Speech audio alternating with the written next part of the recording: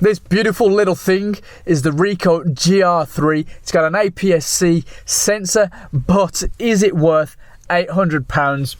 I'm going to take it with me on my day-to-day life, business, you know, and we'll see what it's like. But first, let's look at it close up.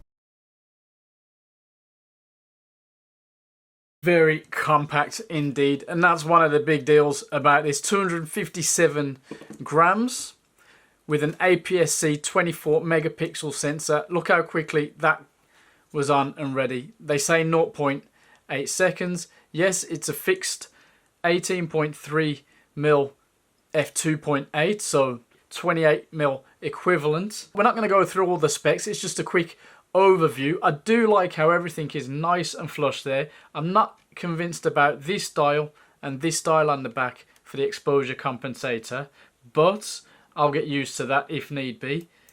You can adjust this with a discreet little button right there, which means that's not getting knocked out anytime soon. It's nice and clear, and there's nothing that doesn't need to be there either. We do have a flash mount in there. We've got a little button for, in the case of my setup, movie mode, flip back to stills mode, and you can hold it down to pop up Wi-Fi. On this side, we've got USB-C. Very happy I could charge that up because I had no other spare batteries, and this thing barely gives you 200 shots on the new battery, but still, you'll probably want to get spares, to be fair. Now, this piece does come off, so you can get a converter for, I think, to get it down to 21mm equivalent. Now, it is rather plasticky for a luxury item, but I do really like the look of it, and yes, it is definitely compact. That sensor is probably bursting to get out. Let's crack this on. Nice large touchscreen right there. You can get an EVF for the top, but I haven't got that. That would have been actually very cool. So over here we've got a wealth of options, etc.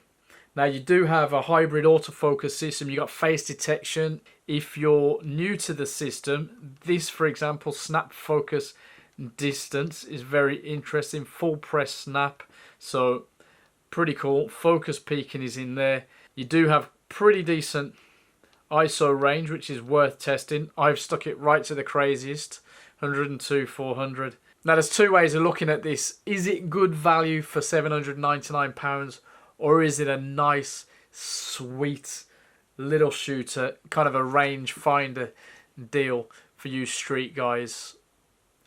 I think the value, as it should always be, lies in the user. Let's have a quick play with this. I'm going to be able to let you know what I think about it, at least on a first impressions basis. So I'll see you in, I don't know, 40 seconds or so.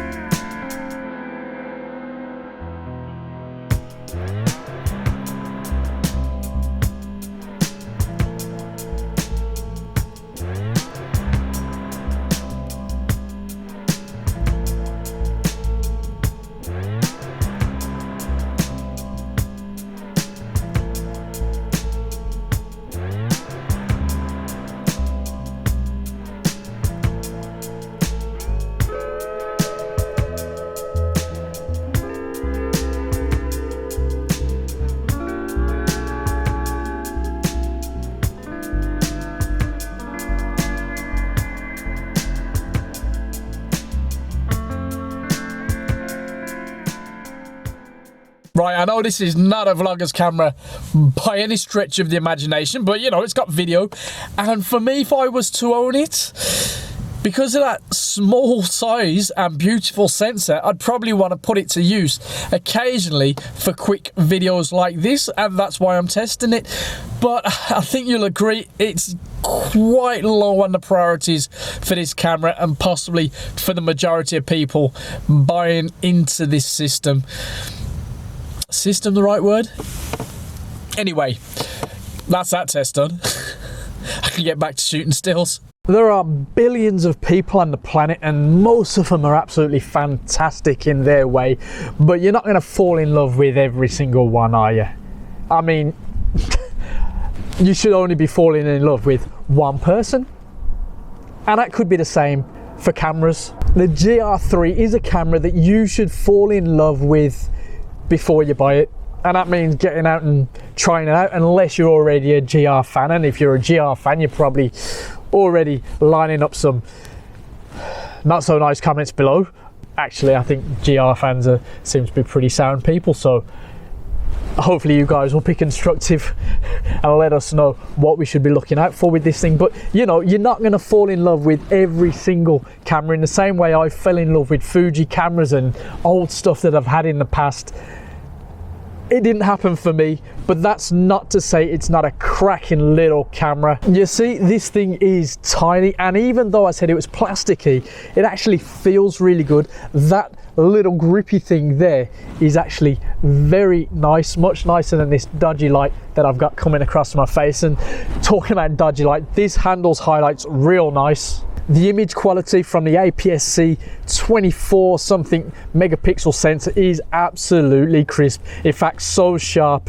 Well, I think our friend Matthias said you could cut yourself on it. Not ideal, don't be cutting your eyes, but brilliant. The images are gold, and there's a lot of potential from something that will just fit straight in your pocket and work for you. But are you a tech freak?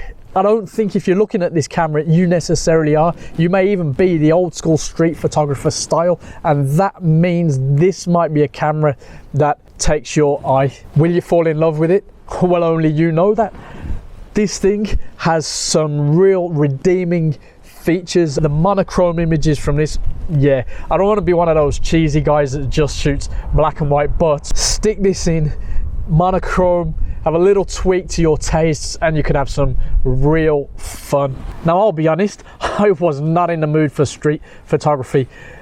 I just wanted to see how the sensor performed day to day, random stuff, and I'm very happy. The colors were really vibrant, and that was without tweaking the thing. Yeah, I put it in vivid, but I didn't really mess with it that much. There's a lot of room for play, and that's before you get into the raw images. And I gotta say, that macro function up close, very sharp, very nice. I mean, sometimes I want it to go too close, but yeah, that's there. I always like a lens that can perform up close, and this camera with a quick push of the button flips you into that mode, another push and you're back out. And that was the same with that movie mode button, nice and simple to get in and out of that.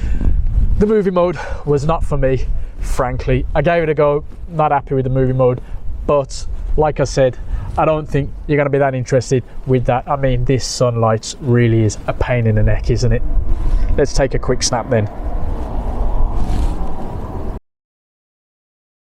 The face detection is not my friend with this thing. Maybe I've been spoilt lately, and maybe I'm not really the street photographer that deserves this camera, but that face detection could have saved me a bit of effort. But if you're using this camera, effort is not a problem. Although technically it's a snapshot deal, it is an amazing street shooter. It's definitely aimed at a luxury market without having initially the build quality you would expect for something that's about £800. Frankly, in the harsh light of day, it's a bit cheesy. This thing has a sweet image quality, and that's what a camera should be about. That size means you can take it anywhere. You can get it in your pocket, which you can't with the XF10, with your X100S, unless you've got huge pockets. As Chase Jarvis and everybody else said, the best camera is the one you have with you. I was really trying to avoid saying that, frankly. Well, let us know what you think of the GR3, if it's worth spending the money, if it's something you could fall in love with. I mean, how do you know really if you could fall in love with something? You might see qualities that you like and dislike, but you don't know if you're going to fall in love with it. Do you? Really? I know I'm not in love with this harsh sunlight right now. Subscribe, leave a comment, be nice. GR3. I don't love you, but I do really like you.